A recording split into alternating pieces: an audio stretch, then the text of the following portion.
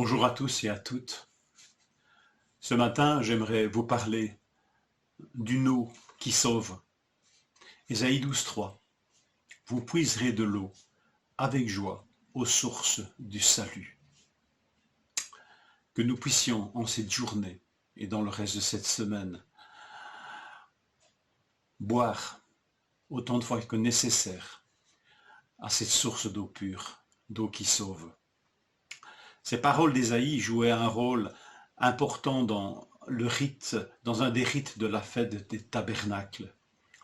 Cette fête des tabernacles rappelait le séjour d'Israël dans le désert. Et quand on est dans le désert, l'eau joue un grand rôle. Surtout en trouver. Quelle joie de trouver de l'eau.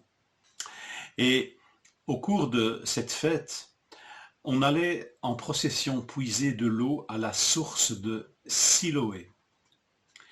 Et on ramenait une jarre remplie d'eau que l'on venait déverser dans le temps, sur l'autel des holocaustes. Et le prêtre qui déversait cette eau prononçait les paroles d'Ésaïe 12, verset 3, celle que nous lisons. Vous puiserez de l'eau avec joie aux sources du salut. C'est probablement à cette occasion, lors de l'accomplissement de ce rite, que Jésus a prononcé cette parole. Jean 7, versets 37 à 39, le dernier jour, le grand jour de la fête, donc sous-entendu la fête des tabernacles, Jésus se tenant debout s'écria, « Si quelqu'un a soif, qu'il vienne à moi et qu'il boive. Celui qui croit en moi, des fleuves d'eau vive couleront de son sein, comme le dit l'Écriture. Il dit cela de l'Esprit que devaient recevoir ceux qui croiraient en lui. » Ésaïe, dans un langage très imagé, avait déjà parlé de cette eau de Siloé. Cette eau de Siloé était la principale source d'approvisionnement en eau de Jérusalem. Cette eau était quasi au milieu de la ville, disponible. Mais elle avait peut-être un aspect modeste. Et Ésaïe va utiliser cette source d'eau de Siloé pour interpeller le peuple de Dieu. Le peuple de Dieu, à ce moment-là de son histoire, se confie dans les alliances avec les grands voisins. Et parmi ces grands voisins, il y en a un qui est caractérisé par son fleuve, c'est celui de l'Euphrate. Et cette grande nation, c'est l'Assyrie. Et voilà que Juda, au lieu de se confier en Dieu, va se confier dans cette nation dont le grand fleuve est l'Euphrate. Et Ésaïe va dire, ce peuple a méprisé, Juda, ce peuple a méprisé les eaux de Siloé qui coulent doucement. Ésaïe 8,6. Vous méprisez cette source d'eau qui est là, proche au milieu de vous, pour aller vous confier dans cette nation symbolisée par ce grand fleuve, l'Euphrate, qui finalement sera un fleuve qui, loin d'être une bénédiction, va être un objet de destruction, un instrument de destruction. Ce fleuve va vous submerger. Israël se fourvoyait en allant se confier dans les eaux de l'Euphrate et en méprisant les eaux de Siloé. Son salut était si proche, comme Dieu est si proche. Et cette source d'eau si proche interpellait tellement.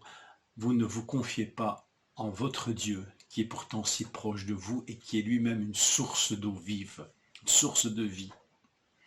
Alors ce cantique chante le salut de Dieu. Ésaïe 12, comme lorsque l'Israël est sorti d'Égypte, on a entonné un cantique dans Exode 15. Ici, quand on sortira de cette captivité babylonienne ou assyrienne, eh bien on chantera un cantique. Et c'est notre cantique ici, de 6 versets, Ésaïe 12, 1 à 6. Et ce cantique chante le salut de Dieu si proche et si efficace, et qu'on est en tentation de mépriser. C'est pourquoi il y a cette exhortation au cœur, vous puiserez de l'eau avec joie. Et on ne puise pas qu'une seule fois pour se désaltérer. Cette eau est disponible, elle est proche, elle est efficace. De plus, Jésus nous dit quelque chose d'extraordinaire à cette occasion. Il dit, celui qui boit de cette eau vive, des fleuves d'eau vive couleront de son sein. Nous devenons, ceux qui boivent de cette eau du salut deviennent eux-mêmes, non pas source, mais canal, un canal qui amène cette eau et qui la répond à d'autres. Nous avons l'occasion de nous désaltérer à cette source en toute occasion, non seulement pour le salut de nos âmes, mais aussi pour être secourus en tous nos besoins. Cette source est ouverte, inépuisable, proche, disponible, suffisante, répondant à tous nos besoins, efficace pour tous nos secours.